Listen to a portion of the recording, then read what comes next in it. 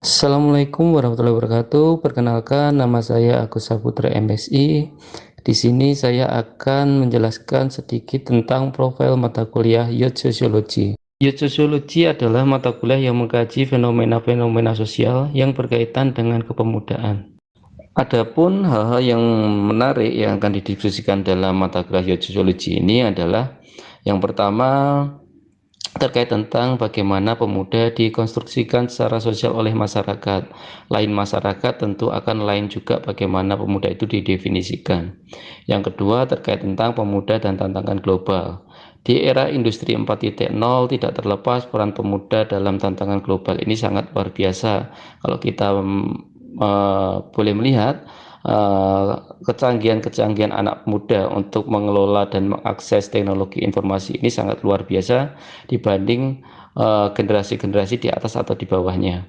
Yang ketiga terkait tentang literasi media anak muda. Bagaimana informasi yang banyak sekali sekarang ini mudah diakses oleh anak muda, itu bagaimana kemampuan berliterasi anak muda itu mampu memanfaatkan momen ini. Tuh. Yang keempat terkait tentang pemuda dan ekonomi. Mungkin ini cenderung lebih kepada industri kreatif anak muda yang sedang digandrungi pada waktu ini. Contohnya seperti distro-distro baju, mode atau style anak muda sekarang ini itu seperti apa.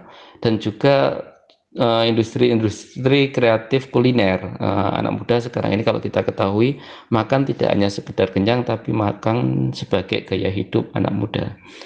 Oke, yang selanjutnya di situ ada tema terkait tentang pemuda dan partisipasi politik. Bagaimana partisipasi politik anak muda sekarang ini, ataukah pasif atau aktif? Bagaimana, apakah mereka sudah memiliki keterwakilan dalam hal politik di pemerintahan saat ini? Nah, ini akan dikaji pada sesi tema ini.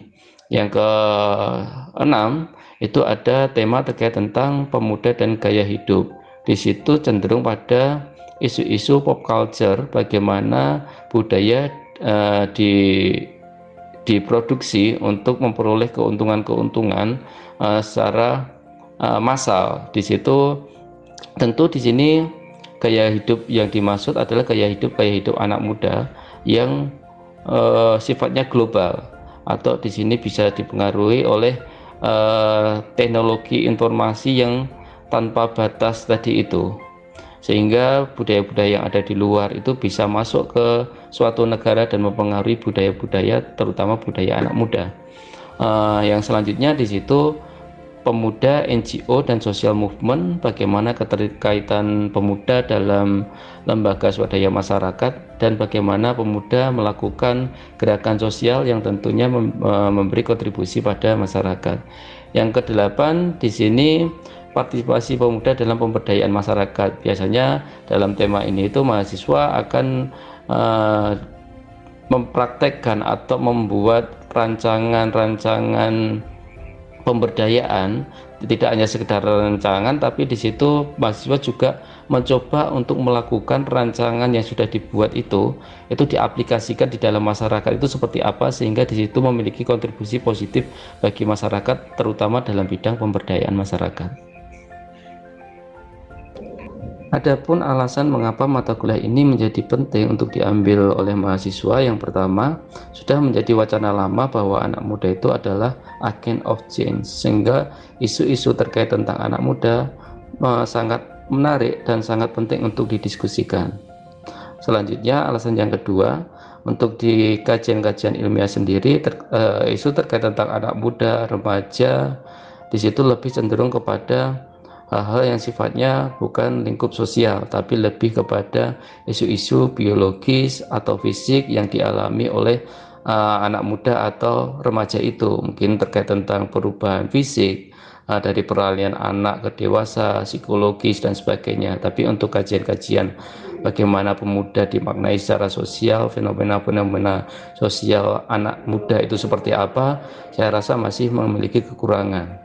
Kemudian alasan yang ketiga mengapa mata kuliah ini menjadi penting adalah konstruksi sosial tentang anak muda ini selalu didefinisikan berubah oleh masyarakat. dari masa ke masa.